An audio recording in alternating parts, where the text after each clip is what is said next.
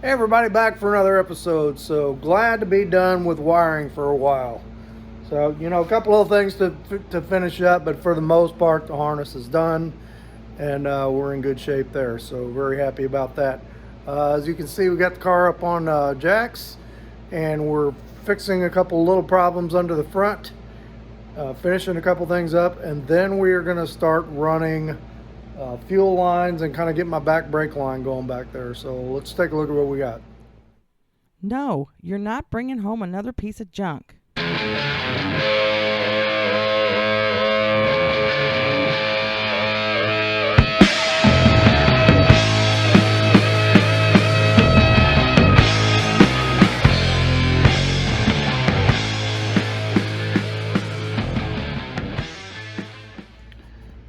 All right, first thing I wanted to show everybody, let me hook this battery up,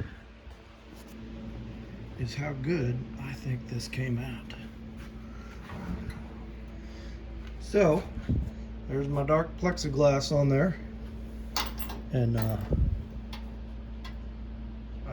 think that looks killer for very little investment. The only thing I bought for that whole thing was that piece of plexiglass. So, really excited that came out as good as it did. And you know what? That chrome on that thing really polished up good. And what I used was this. So it looked that bad, as dingy and grimy as that, maybe even worse. So I've got this chrome polish that I've had forever, just metal polish, and a toothbrush, and I just scrubbed it on there, scrub, let it sit for about 15 minutes, wiped it off, did it again, and it came out awesome. So pretty happy about that. But anyway, you also had that oil leak under the front. So if you go back several episodes, we had a oil level sensor that was in the side of that Lincoln Continental pan. And I just put a screw in it and filled it up with weld. And I neglected that this little groove here, there's a clip goes down in there and clip that sensor that came through there. And I guess there was probably a rubber gasket on that sensor. And when we heated this up, we melted what was left of it. And so the oil was running out that groove. So we're going to go back and weld that groove all the way around, and I think we'll be fine with that. But we're going to do that, and I need to put my sway bar bushings on. So while I got it up in the air, I'm going to do that. Also, if anybody else is doing a 59, I got some leftovers here. I got 1, 2, 3 lower control arm bushings. I don't have 4, I got 3. And I've got 1 link, sway bar link, extra. I've got, I took these inner tie rod ends off, but I'll tell you what, these things are really tight, and I would not hesitate to clean these up and use them again. There's no play at all in those ball joints, and these were 150 bucks a set. So I've got that. I've got the leftover gauges here, which they all move. You can move the needles, they all move smooth. Untested, of course. This car sat outside for a long time. All that stuff, if anybody can use it, I will give you a righteous price on it and be happy to ship it to your location. What else we got? Just little stuff. Here's the gas pedal, that's probably junk, and the accelerator linkage. The old I could tell you that's junk, or well, I don't know. Look at that thing. That's the foot pump for the windshield washer. And it's got a cable on it. Well, the cable's broke, but that thing still moves, and it just blew some dust out of it. So I'm not going to use that. Like I said, just odds and ends. Anybody's doing a 59 and you want any of this stuff, leave a message down in the comments and tell me how to get a hold of you, and we'll fix you up with some goodies or some junk or whatever you think it is. All right, let me get I'm gonna get this welded up, get it back in, get my sway bar links put in, throw some cat litter on that oil, and then we're going to start running fuel lines on this thing. All right, so I got that oil plug back in there, and I got my sway bar links put on. Them are no fun to get on. They leave you just enough thread on that bolt to try to squeeze that thing together and get it on. So I got my second brake line put on. I got this aluminum fuel line that I'm just kind of feeding down through there now, and working on getting it in place. I want to get it attached to the frame, you know, probably to the back doors or so. And then we'll do the switch and we'll jack up the back of this thing and start looking at the tank and all that. So, but I got my brake line there and these little clips on it. And then I just kind of stopped right there. So, and a fair amount to do when we get the back end up, because I got brakes to put on that. And I do want to pull the axles and pull the pumpkin out of that rear end and just kind of see what everything looks like in there, as long as this thing's been sitting. So, all right, anyway, let me continue feeding this fuel line and kind of get it where it needs to go, both of them. And then we'll take another peek at this.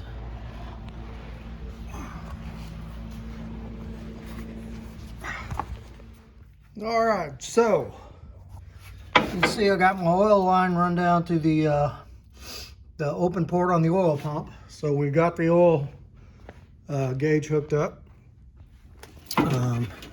right here, and right underneath it are my fuel lines. And I've got them tied to the fenders. They go down. I got them tied to the frame to about right here. There's a bunch of extra lines, so I'm gonna have plenty of line on those things. What else do we do? I got that gap on that door adjusted, so this thing no longer hangs up on the fender. We're good there. The one wire I kept pointing at that I'm not sure what it is, figured out what it was off of it was a power down to the lock on the gear shift lock on the transmission. So we got that lined out. All right, so now what we're gonna do, which I'm gonna wrap it up pretty soon here today, I'm gonna roll this thing forward a little bit, give me a little more room back there. We're gonna get the back of this thing up on jack stands, and it's gonna kind of be there for a while, because we are going to we're gonna get the fuel tank put in.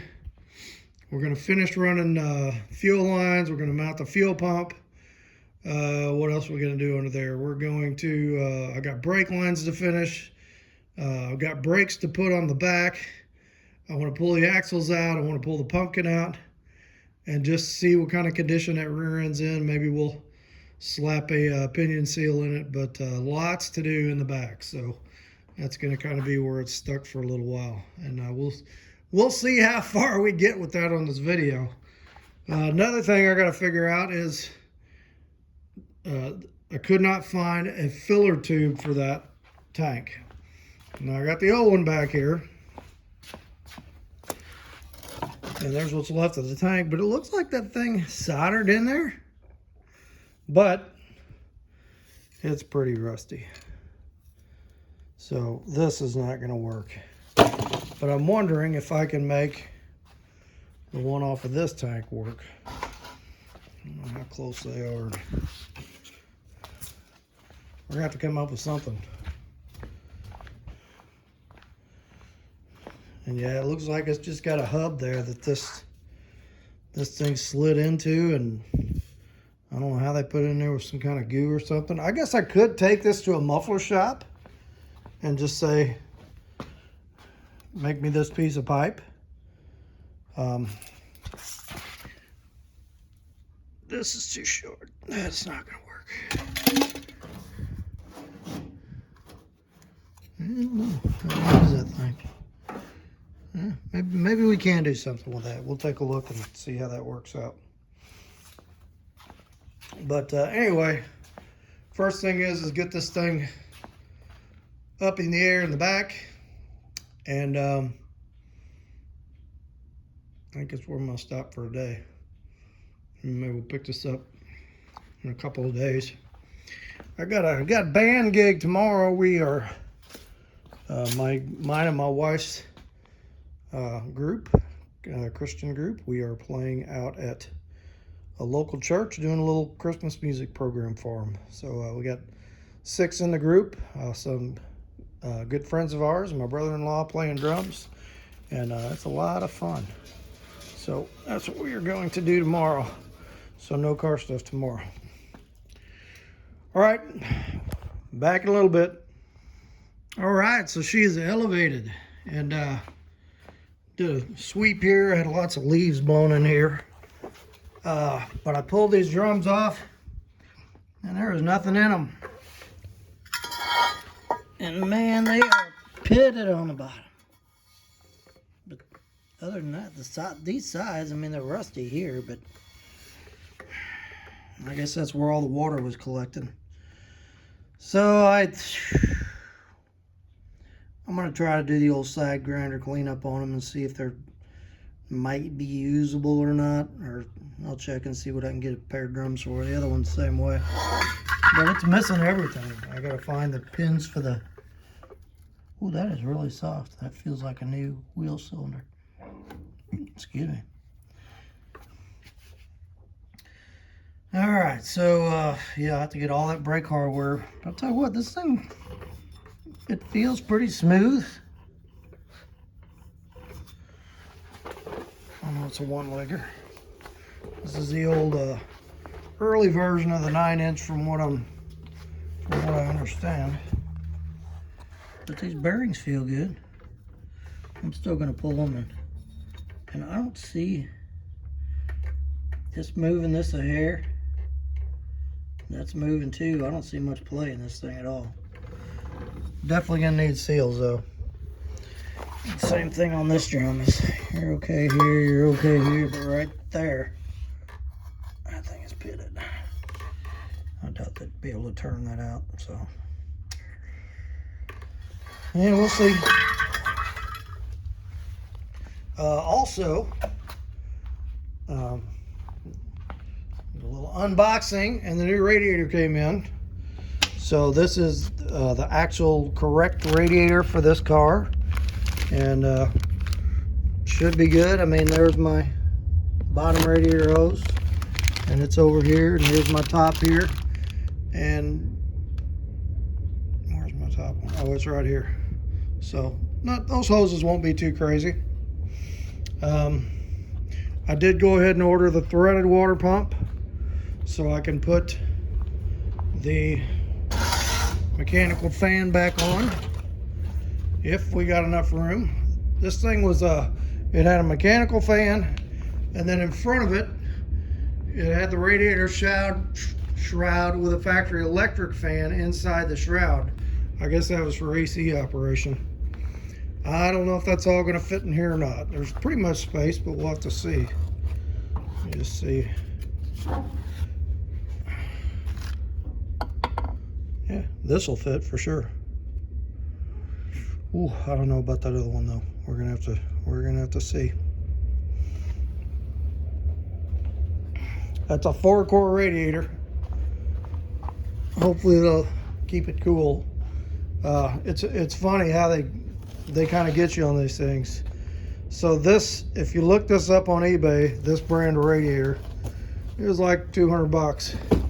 It says US stock, and it's like, okay, US radiator, or you know, a radiator that's coming from the US, but no, it came from China. It was just stocked in the USA. So little wordplay for you there. Hopefully it's a good one. And it does have the transmission lines, hookups down there. One of the viewers, Don, I think it was, said he guessed it's going to take about 10 grand to finish this. That'd be my all-in. I think he's going to be pretty close, I think. So we'll see. We are at I got probably another $100 to put on here.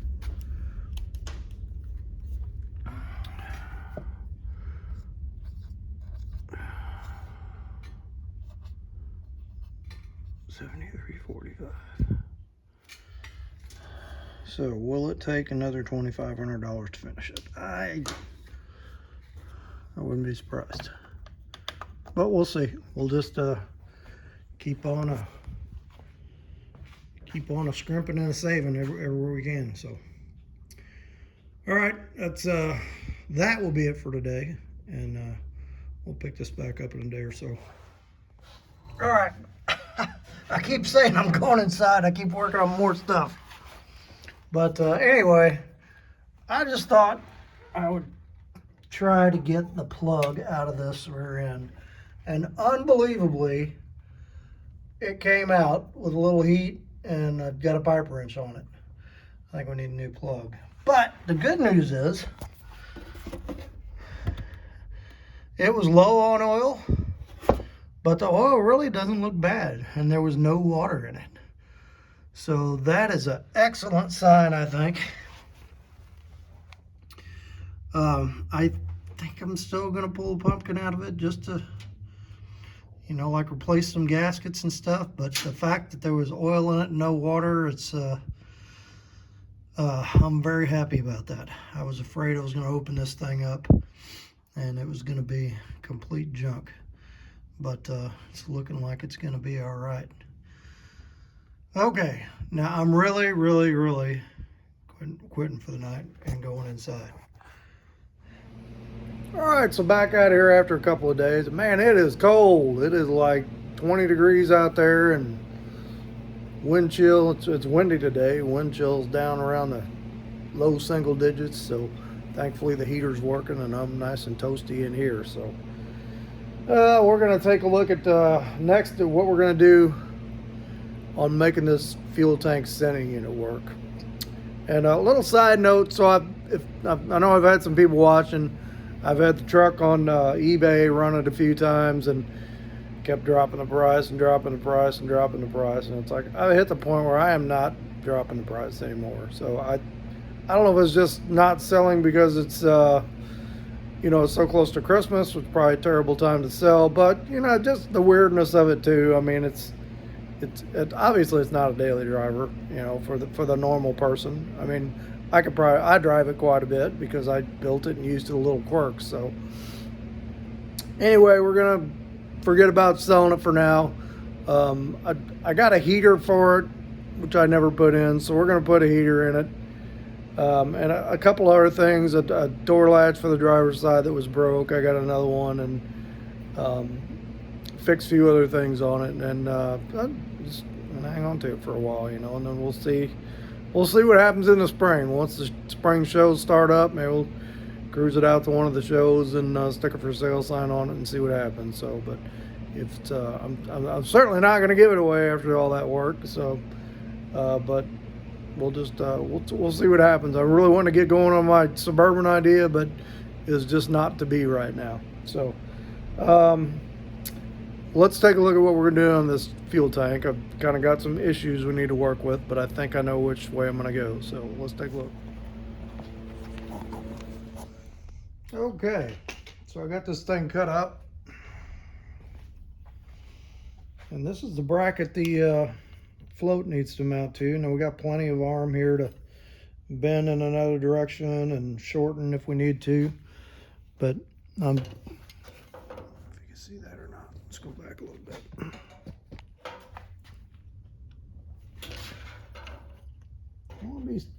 If I weld that there, so I need to take a little bit of this off, so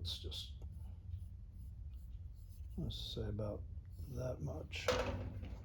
And I got room to take a little off the bottom here too if I want. And this is going to weld onto the bottom of this, And then this, so there's a hole here that this little bulkhead plug goes down through. And I pulled the pump wires off there, and this has got a O-ring on it. So I just left the 2 wires for the ground and for the setting unit. So that'll be my pass through for that. And then I've got just enough of a flat spot here. And I think we're gonna go about like this. And then down between these two. And then I'll go ahead and square off the ends.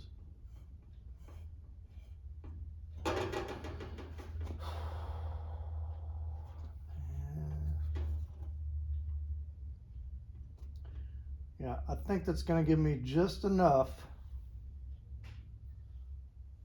that I can cut that hole a little bit smaller and have enough of a flange around there to run some screws down through and have a gasket and be able to get everything down through there. So let me go ahead and do a little surgery on this thing and do a little surgery on that thing, and we'll take another look at what we got here. Also, I was looking at this tank, which is, it's kind of nice they did this the way they did. Excuse me. So down here, you got a threaded hole for your fuel pickup. And then there's actually 2 threaded holes here that I can do my return into one of those. So that's kind of nice. So thank you, whoever built the tank. You know, I definitely paid enough for it to have a couple extra more bungs in there. So let me get this stuff cut up and then we'll take another peek at it. Okay, so got this thing made. Didn't end up exactly like I thought it would. I was going to use the bottom of that bracket on there, but it was too wide. So I cut a slot in here. We drilled some holes in here. I'm gonna have to make a gasket to go around that, and then I just welded this little piece of steel to here and screwed the sending unit on there. So you can take this, just like that, and I think that works out pretty good. So, and I can see down in here to set my float level before I put this plug in there. So that's another good thing that I like about it. So I may have to cut a hole in the floor in that thing or not. I shouldn't have to. We're gonna put something in here to kind of space this down from the floor, some rubber or something in there to, you know, so this isn't like pushing right up against the metal and grinding against it. But anyway, that should work. I think that's a decent little design, and if I ever need to replace it, which I doubt I will, I could just get one of these little rheostats off of another Lincoln sending unit and be good to go. So all right, so now we got that part worked out. I'm gonna cut the tubing off of this fill spout, and let's take a look and just kind of see how that thing attaches. And I'm gonna cut that part of that down too and see if part of that might be usable. I'm hoping it's just rusted near the bottom. I don't know how to try to build that whole thing. So let me do that and we'll take a look at that. Okay, so we did a little surgery on this filler neck. And so I went ahead and cut that much off of it. And actually, from that point on, this thing is pretty solid. I was able to clean it up inside, and I can use the top piece of this filler neck. Now the bottom of this, the way it worked, it had a groove in here, and it had this rubber gasket went into the groove and then just kind of pressed into there. So I don't know if I can get that I don't don't know if I can get that O-ring or if I can. This is not available. Maybe the one is available just for like the Fairlane or something, and if it would have the same basic shaped piece of pipe with the groove and the gasket, maybe we can go that route. But I've got to figure out some way to do this, because well, they bolted it to the body up here, so once it's in there and your gasket's in there, it's not like this thing is moving around. Or maybe there's a type of gas resistant sealer I can use to put around just a regular piece of pipe and stick it in there. I'm not sure. Let's see what we got here. Got some exhaust pipe down here. Is this the same size? This looks like the same size. Okay. So where does this fit in there?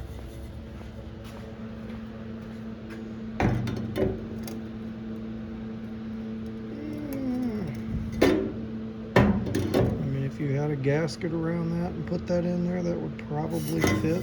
This one's flared out a little bit. Same deal. All right, I'm going to do some thinking on that and do a little research online, see if I can find that gasket. And yeah, it's a shame it's got a hole rusted through it. It's pretty ate up down here. I wouldn't want to run fuel through that. Okay, so we've got fuel level figured out. We've got more or less this figured out. This stuff has kind of figured itself out with the with where the fuel lines are going to run. Now I need to figure out the straps. Let me, I bought a set of, what straps did I get? Thunderbird straps or something. Again, the straps weren't available for this tank, so you could buy, the places that had this tank, they did list a whole kit that had straps, sending unit, and a tank. That kit was unavailable, but they did have just the tank, so that's what we got. They did not have the straps. They were discontinued, so discontinued or took 100 years to get or something along those lines. So we got these. I don't know if you can see that or not.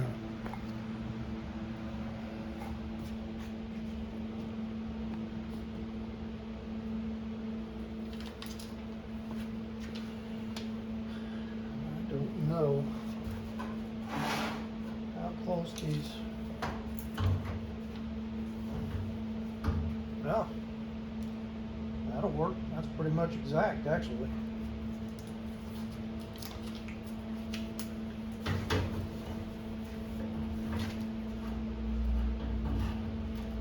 Yeah, that goes right in that groove. All right, so I may have to lengthen these a little bit. I don't know, but it sure looks like.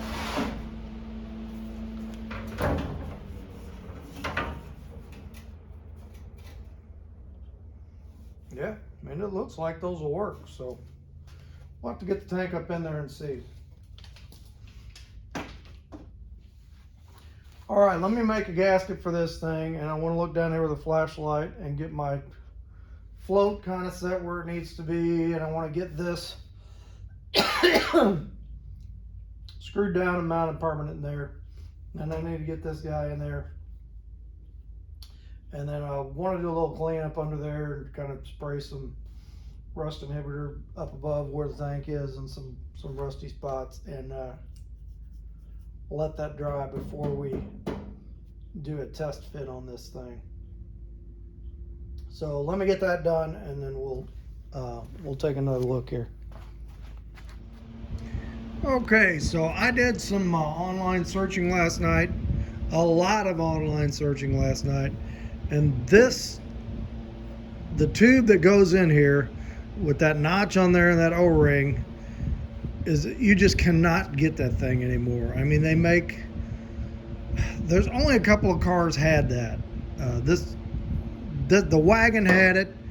The Fairlane Galaxy tank, the tube is actually connected to the tank back here and comes out behind the bumper. So the wagon had it with the push-in O-ring, and some Thunderbirds had it that I could find.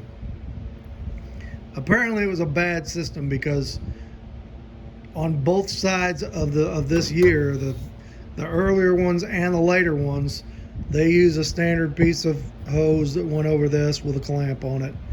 And I'm assuming this didn't work very well, which is probably why they didn't use it a whole lot and why it's hard to get parts. I did find the O-ring, the gasket, but I could not find the filler tube, and I thought, you know what, it's just going to be so much easier just to get a curved piece of fuel filler hose and hook it up to what's left of what I got of the filler tube. So we're just going to go that route and make it easier and probably cheaper. Okay, so I got a couple Rock Auto boxes in here. What I got here is I've got brakes, rear end seals, just miscellaneous stuff for back here. And let me show you what I got back here. So I tried I put one of these tank straps on, and they fit exactly. So it's like this is like the same tank strap as what this uses. And I'm pretty sure I bought Thunderbird tank straps. So that's not going to be a big deal. I want to do a little painting up in here before I put that tank up in there. Not paint, but you know, rust inhibitor paint. Before I do any of that, I have got that shock needs to come off. What's left of this shock that was broke off up there, that needs to come off. We need to get the old brake lines off. We'll get the old wheel cylinders off. I have changed my mind and decided not to pull the pumpkin out of this rear end. I just went ahead and got a new pinion seal for it, and we're going to change that because, I mean, these feel really good. Both sides of these axles. There's no play in this thing, and so I think we're just gonna go that route. Wait a minute.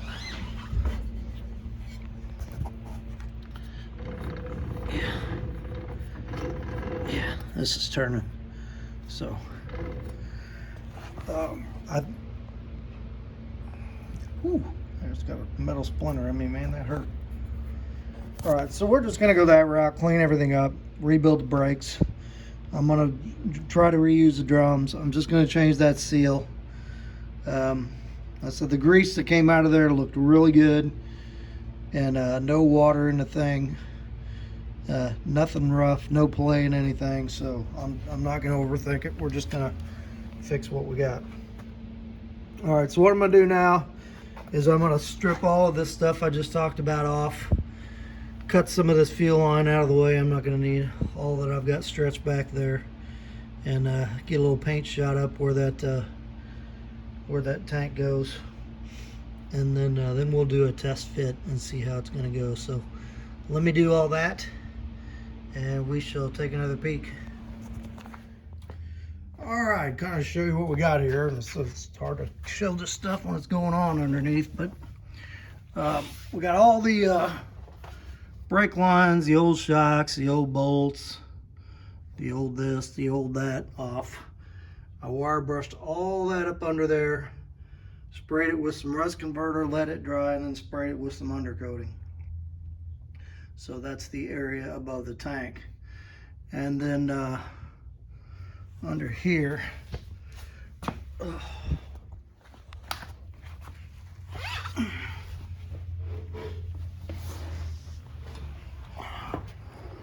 we're going in. All right, got the fuel pump on the frame right there. There's my return line. There's my new brake line that needs to go to up to that. And everything is pretty much ready to put back together. I guess I need to soak that nut down on that pinion. Because once we get wheels, you know, I'm gonna have to get that pinion nut off. Hopefully it'll come off with an impact. And yeah, we'll figure that out. Because I got a new seal for that, and I got new axle seals. So I think tomorrow we're gonna try to get this tank up in there. Get it wired. Maybe get the fuel lines run to it. I had this sheet of rubber. So I do like commercial. I'm a supervisor for commercial maintenance work, so that there was a roof that I had redone several years ago, and really the roof we took off, it was a warranty job, was in really good shape yet. So this is a bunch of EDPM rubber that is in excellent shape, still pliable, and I got a pile of it over there that whenever I need to cut a gasket or whatever, I just cut me out a piece and make it out of that. So I'm a little bit of a pack rat when it comes to that stuff. So okay, let's hang it up for tonight, and hopefully tomorrow we'll have a fuel tank in this thing. All right, so we're getting ready to test fit this tank, and I actually did have to extend these straps a little bit. So I had the old straps, I just cut the ends off of them. I had to add 3 inches to this end. I think this end is gonna be okay. So we'll see what happens, but I got that welded on both sides. I don't think that's gonna go anywhere. So let me get these hung up in there, and we'll try to get this tank, get it propped up in there and get the bolts on it. I don't want to put it completely tight yet in case I need to move it around for this. I did find a gas filler hose that is that size, which is 2.5 inches, and will take the place of the piece we cut off of that gas filler, which I think it's got like a 45 on it. I'm gonna put it somewhere. Anyway, 2.5 is kind of an oddball size for gas filler hose. Everything I was finding on like the Tanks Incorporated, who else? eBay, Amazon, everything. The biggest you could find was 2.25. So I looked on a diesel site, and they have 2.5 gas filler hose, and I had it just in the shape and just in the length that I wanted to. There it is. So yeah, got that 45, and then I think it's like 12 inches on this end, so that should fit really good. Fingers crossed. All right, so let's get the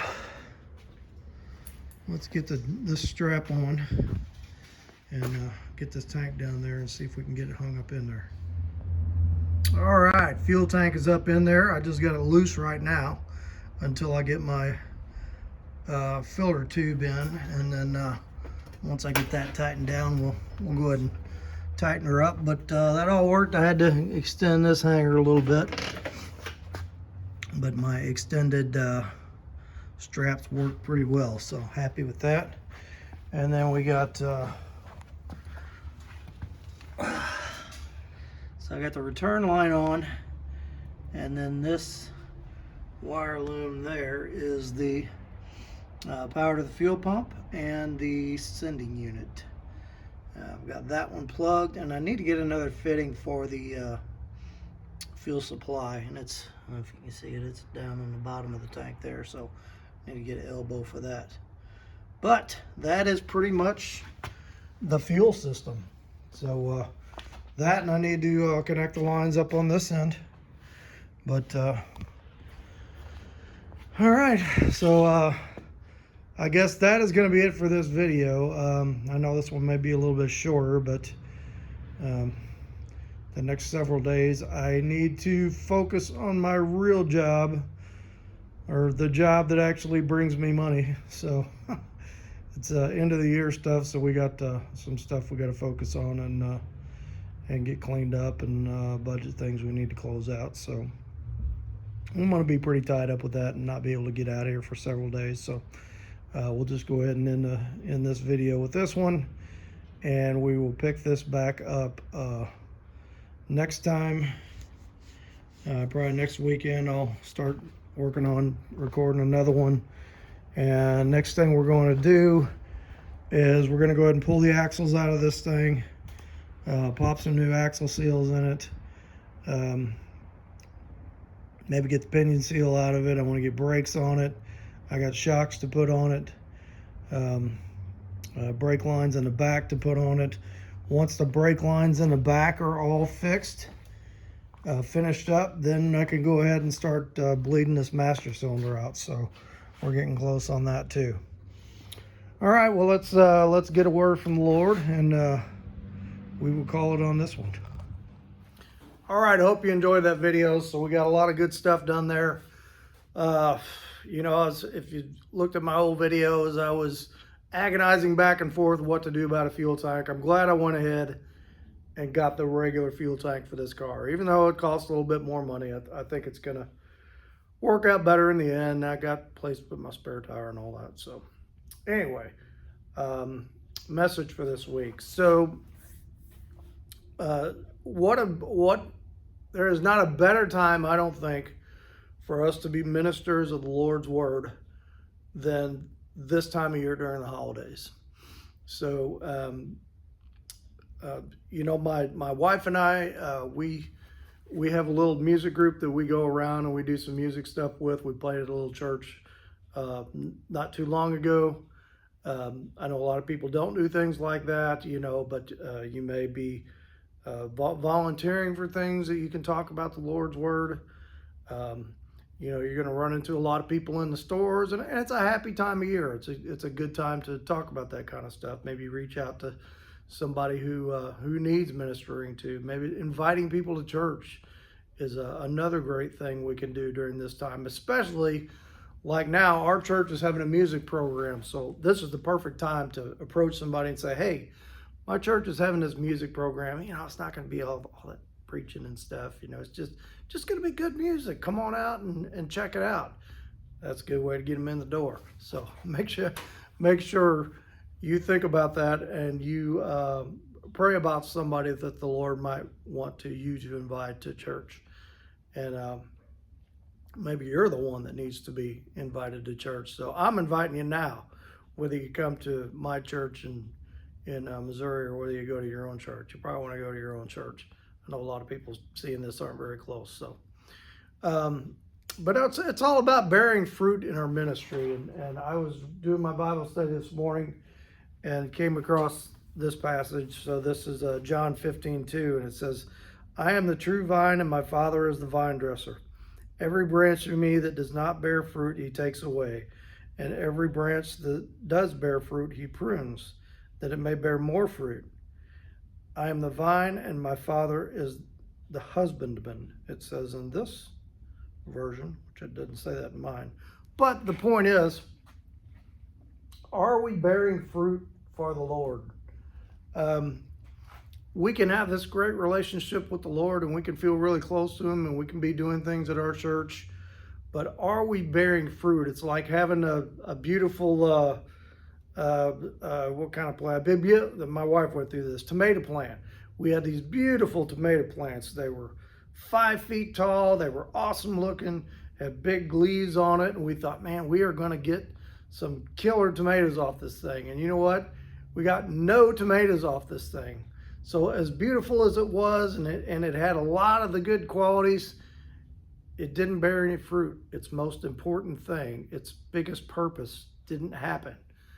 And sometimes I think that's where we are. That's where I am for sure. That you know, I feel good in my relationship with the Lord, but I am I'm compartmentalized. It's kind of me and God and my church people and that, and I'm not reaching out and asking other people and inviting other people, and that is what we need to do. That's how we bear fruit. That is our Great Commission. That will help us so much to grow in our own faith. And we just need to pray. Uh, when we pray to God, we ask Him to be that pruner of us. If there's some things on us, us the plant that needs to be snipped off or taken off to make us even bigger and better and more fruitful, that He would do that for us. So that's the message for today. Let's have a quick word of prayer and we'll be out of here. Father, we just thank you for the time of year, the holidays that are coming around, and we just lift ourselves up to you, that you would prune us where we need to be, that you would remove those things that are obstacles to us being good ministers of you, the Great Commission, things that get in the way. We just ask that you would take those away, no matter what they be in our lives, and that you would just prepare us and help us to grow for your purpose, that we can bear fruit for you. And we ask this in the precious name of your Son, Jesus. Amen. All right, hit like, hit subscribe, leave a comment. Good friend of mine that I played music with for many years, Linda Lamandeer from Missouri, passed away a couple of days ago. So awesome guy. I did some studio recordings with him, and I'm gonna try to find those and put those on YouTube, and maybe I'll put a link to those on my on one of my videos down here. But good stuff. But great guy. Love playing music with him, and I know he's with the Lord celebrating right now, and I just ask for prayers for his family. So we'll catch you on the next one.